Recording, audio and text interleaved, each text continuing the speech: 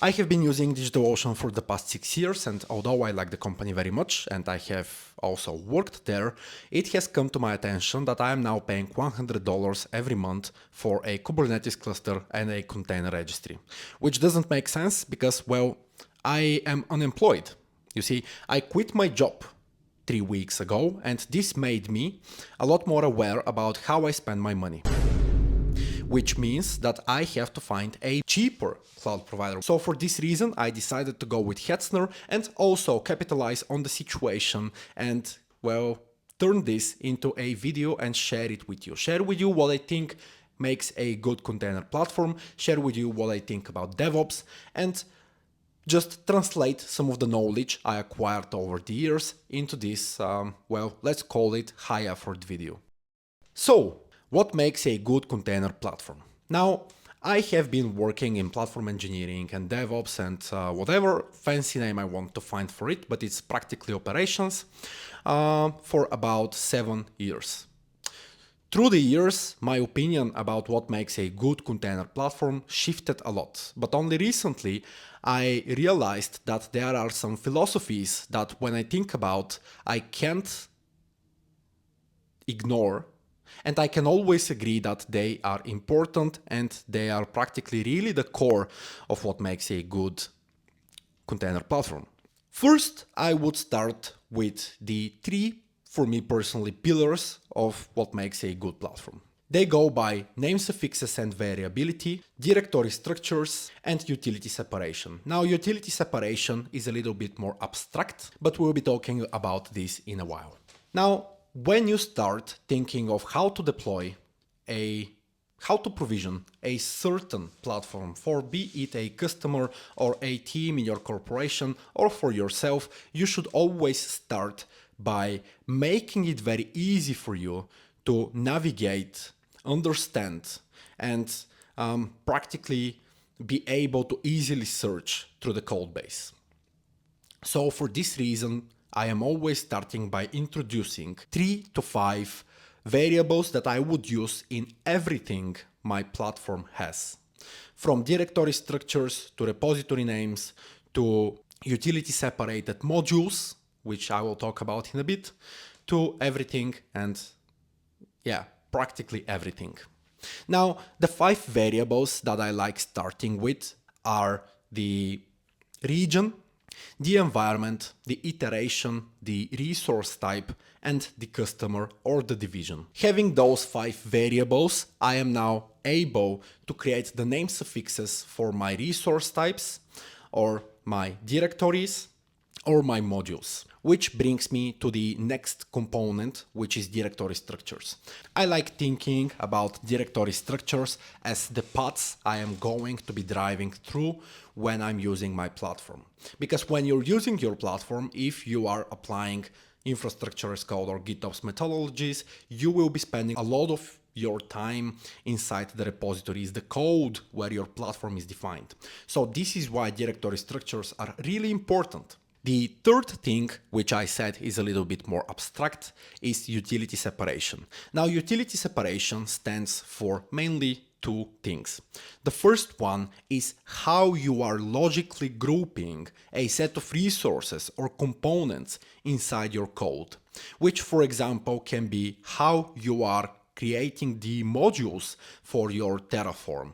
Now, since there are community modules, I'm talking about personal modules. I can create a module that has 5 virtual machines, VNet, subnet, databases, and everything, and I can call it as the name of the application that is going to be using those resources. If this is standardized in my company and there are 10 more applications like this makes sense. Otherwise, it doesn't. This is why I love doing utility separation, because it is a little bit of a creative job where you have to figure out how a certain set of components correlate to one another. The other thing utility separation stands for is how you are dividing the logical functionality of what you're doing. And by this, I mean that the actions you're going to be taking to provision and manage, configure your platform should be separated. I personally, and a lot of the people I worked with agree with this, divide the provisioning stage, provisioning of the resources, with the configuration of the resources. So for me, I have a repository. I'm always creating a repository called infrastructure where I'm only provisioning the resources, and I have a separate repository that is called, for example, Kubernetes cluster configuration. That repository's sole purpose is to configure the resources. So there are two stages. I'm provisioning the platform, then I'm configuring the platform. This is again utility separation. Now, to give you some more examples and back what I just said with some practical cases, I am going to put on the screen how I create my infrastructure repository. First of all, I always like treating Terraform as a declarative tool rather than a programming language, which it is a programming language, and stuff like the conditionals and the loops and all that HCL provides is very practical, it is very good, but in my personal opinion, one should treat Terraform like a declarative language, and not for another reason, but for the one that you can, it makes it really easy to make your code base, your documentation. What I mean by this is, for example, let's take a look at the locals.tf file, inside of which I always start with the 5 variables that I mentioned in the beginning. I have the customer name or the division name, I have the region, I have the environment, and the resource type, it goes in another place. Now from this, I am able to compute the names of my resources, which then makes it easy for me, for example, in Azure, to navigate through the portal and through the code base as well when I need to get to a certain place. Now, for my case and my migration, I created the infrastructure repository and the Kubernetes cluster configuration repository. I just put those as directories inside my monorepo, since I am not going to be deploying multiple clusters or multiple ArgoCDs or multiple such container platforms. Now, continuing the example, inside my infrastructure repository, it's a directory, we can see that I have 2 entry points for the Terraform. I have the modules where I am creating the K3S module for my Hetzner account, and then in the base path, in the WEU, which stands for West Europe, and in production, because I do not have development, I am initializing the K3S configuration. With this, I provision my platform, and you can notice here that I go a little against what I just preached in the beginning, because I am configuring the K3S inside Terraform as well. Why am I doing this? Well, because you see, if I would use a managed Kubernetes service, it would all happen through the Terraform, but since I'm not using a managed Kubernetes service, I figured that something that is as simple as running a command or two, configuring the K3S doesn't take much,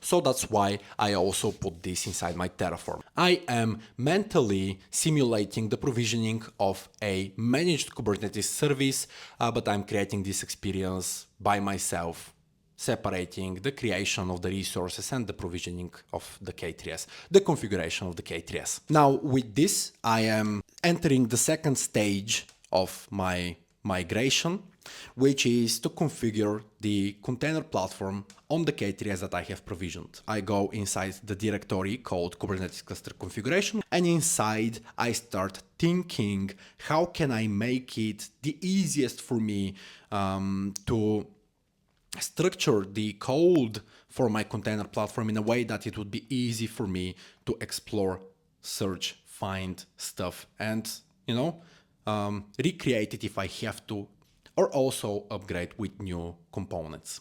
Now, for this reason, I use ArgoCD. I love ArgoCD. I think it's an awesome product, and it allows, it makes working with Kubernetes a lot more easier, and also it allows you to have more functionalities that you would otherwise not have.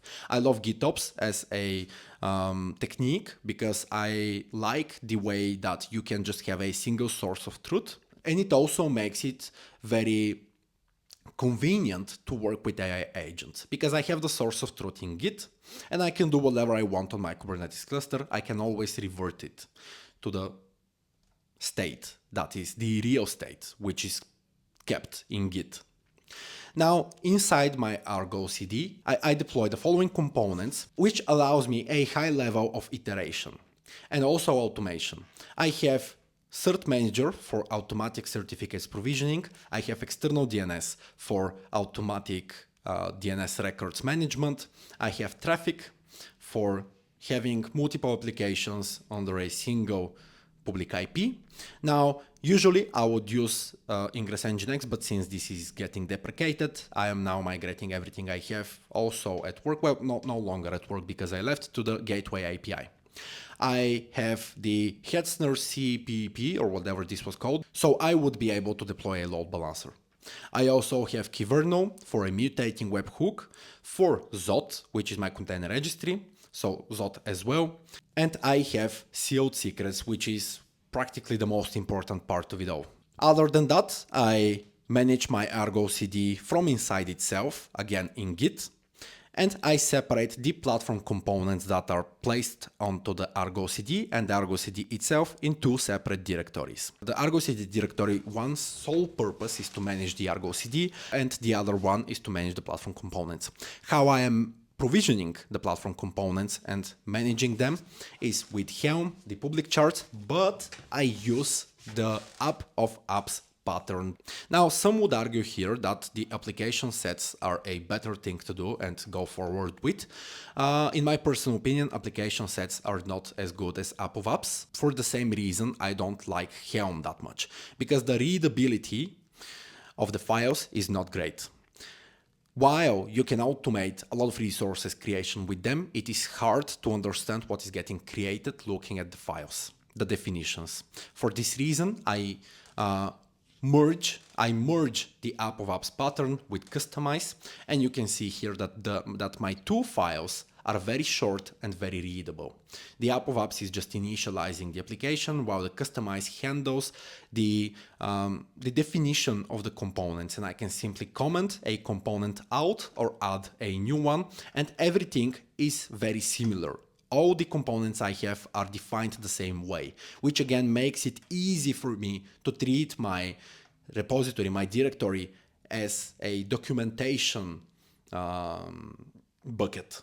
I don't need to write documentation because everything is in my files. Then I have one more separate directory, which again has an app of apps for my own applications. So I have the Notate application and the TextSprite application. I also have the Excalibur one, which I was not able to deploy previously on DigitalOcean because I did not have enough system resources. With this, my platform is ready. And for my applications, by the way, I forgot to mention this, but the way I'm doing the migration is I'm just deploying my applications in a separate subdomain. When I see that everything is working, I'm just migrating the domain and deleting the old resources. This way I have close to zero downtime. Sealed secrets, I forgot to mention this, so I'm just jumping back to talk about this, is at the core of the entire thing, because it allows me to have secrets in Git and not have to deal with an external secret stash like key vault or something like that. This allows me to have my Cloudflare API key, for which my Cert Manager and external DNS work with, because I want to have the Cloudflare proxy, but then I can't reach my Kubernetes cluster, so I have to use HTTP1. This doesn't matter. Now my entire platform is deployed. I have the Terraform to provision in the infrastructure. I had done that. I have the Kubernetes cluster configuration to configure my platform. I had done that. And now I am presented with this beautiful, fully healthy, synced ArgoCD, which is honestly just a pleasure to look at and work with. The entire thing now costs about 20 to 25 euros. I think it's 25 with the object storage, which is a lot cheaper than having $100 for a non-functional platform simply because the Kubernetes was managed.